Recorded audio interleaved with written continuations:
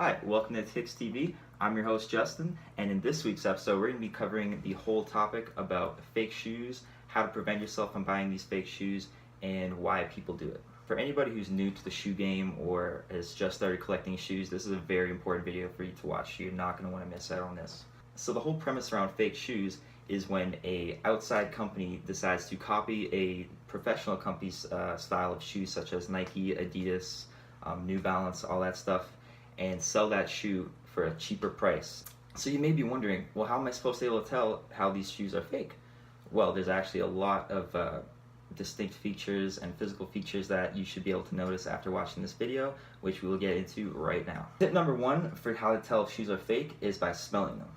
Now, for you shoe lovers, you know exactly what I'm talking about, because every time you go out and get those new shoes, you're always going to want to get that new shoe smell. It's kind of like that new car smell. The only thing is that fake shoes are going to have a terrible smell.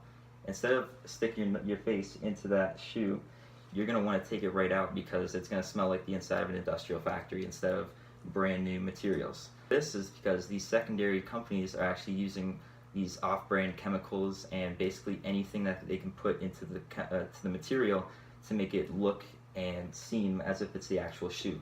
Another huge giveaway is going to be the cheap price. An average cost for about a Nike Air Jordan, about like this one, would be around $290. For buying fake shoes, a shoe like this you would see for as low as $50. We've all heard the saying, if it's too good to be true, it's probably not true. Well, when it comes to this rule, that is 100% right.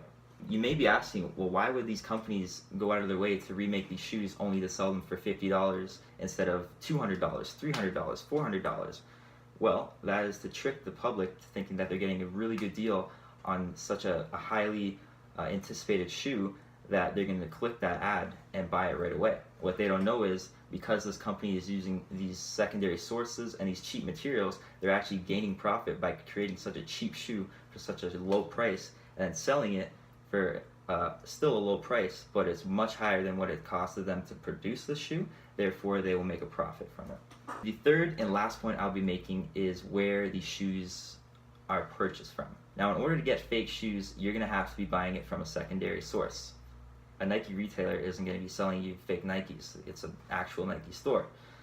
So when you're buying these shoes, always research the website and the seller that you're buying from. It's always good to inform yourself who they are, where they are, their past history, reviews if you can find them, anything like that to suggest that they are reputable and that you should trust them.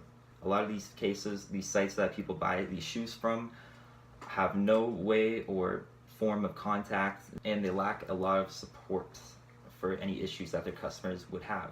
Alright guys, so there you have it, the 3 most important tips that you need in order to secure the bag.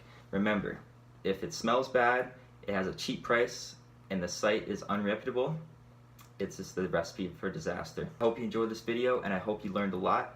And if I've saved your life in any way, shape, or form, please let me know in the comments. It's always nice to know that I'm helping the public out any way that I can, and stay tuned for next week's video. Thanks.